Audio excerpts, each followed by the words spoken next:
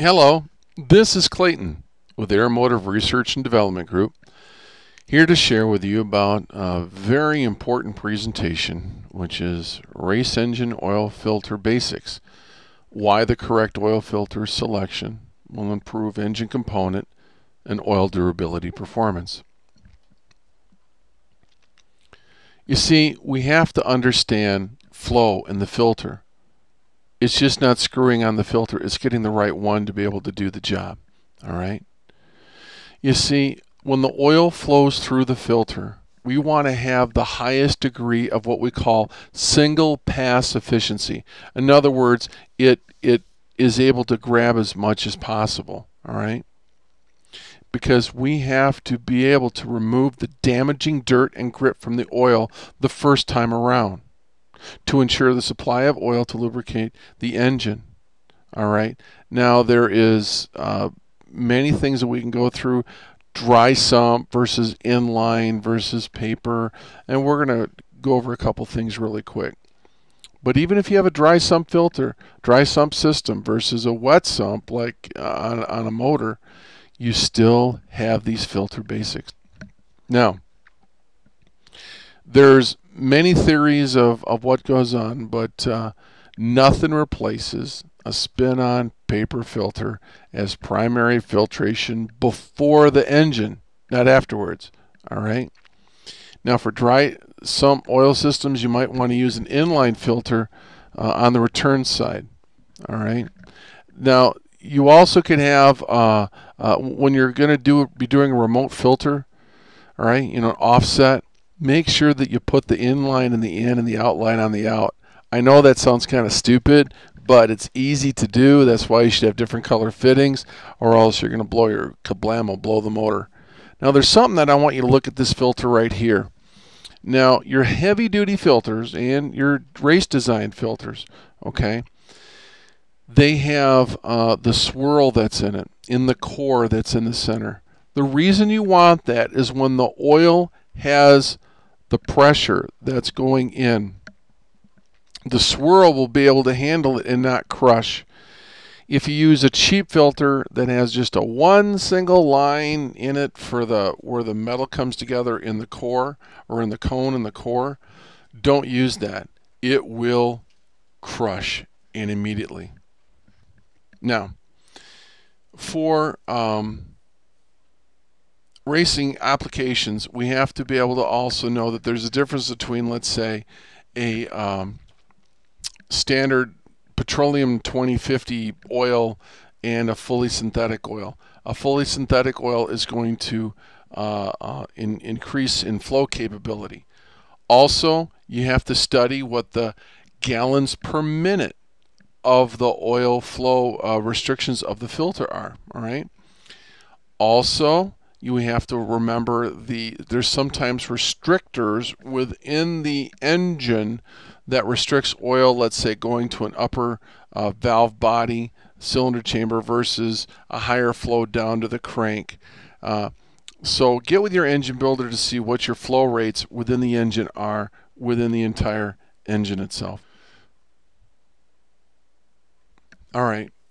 For race engineering standards in high performance oil filtration, you need to have the most quality filter that you're able to do. Alright? You want the engine performance to benefit from increased oil flow, not necessarily pressure. Now here's one of the things. If you have diamond-like additives such as the SynMax oil has, and then the friction is reduced inside of the engine where the oil pump or the oil veins with the dry sump or whatever, then you're going to have a little less oil pressure, which is fine. Also, you're going to have a little less oil pressure with a synthetic oil versus a petroleum-based oil. Why? Because the molecules are flowing easier, so don't let that be a threat to you. So when you have increased oil flow but reduced pressure, that's still a very, very good thing. All right.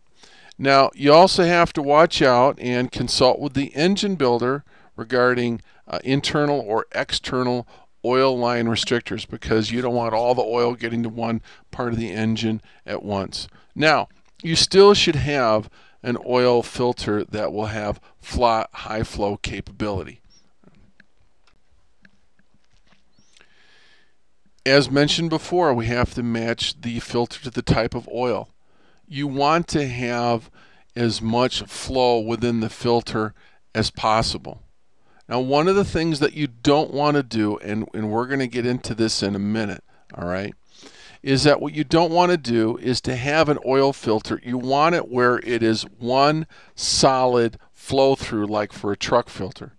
You don't want to have where it's going to be fluctuating on the bottom, because that opens up at like the little pressure valve, that opens up at like 15 psi or 5 psi.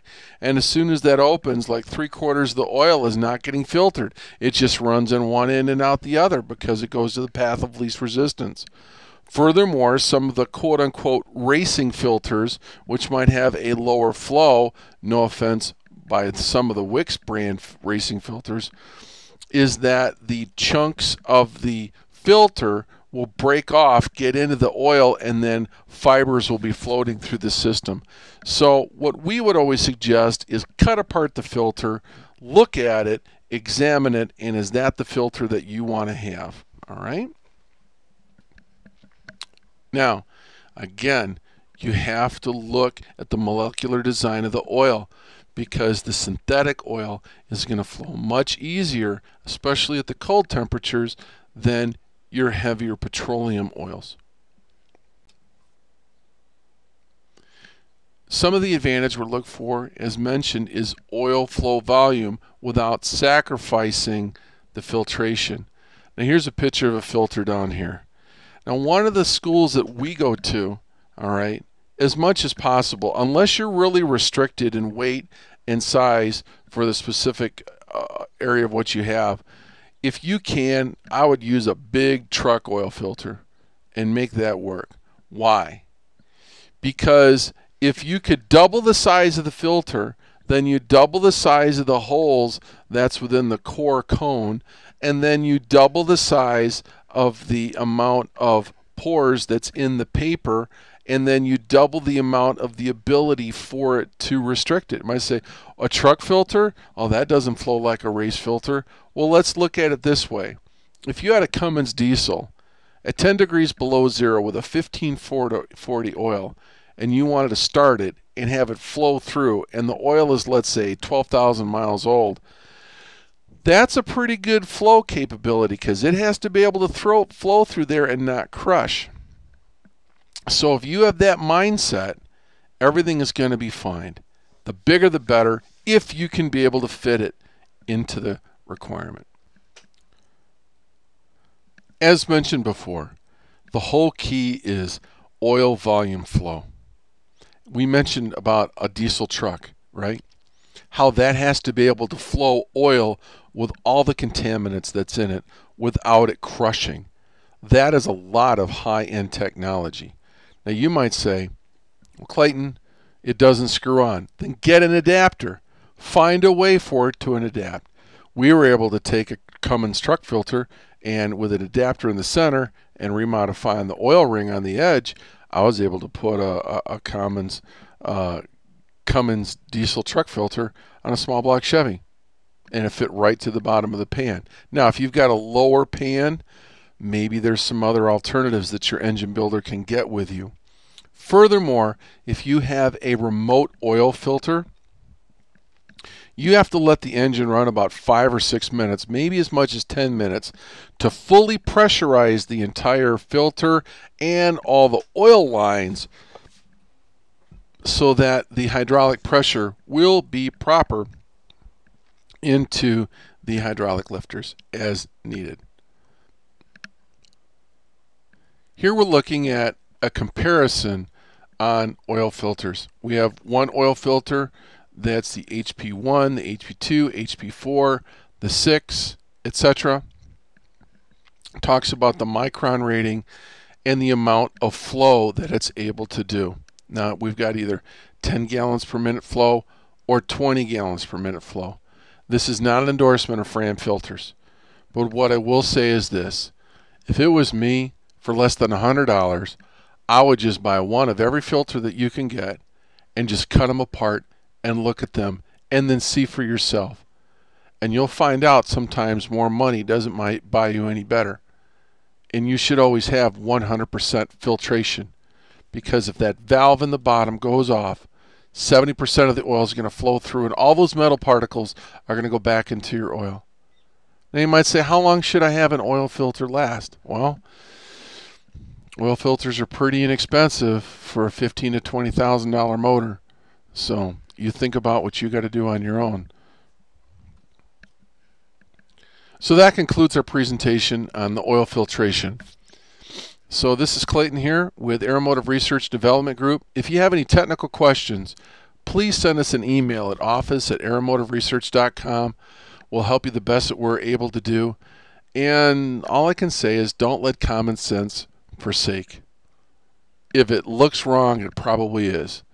And just ask many people and do your own research. And you're going to find a lot of things we shared here today are really going to help you. See you next time. Have a good day and thank you.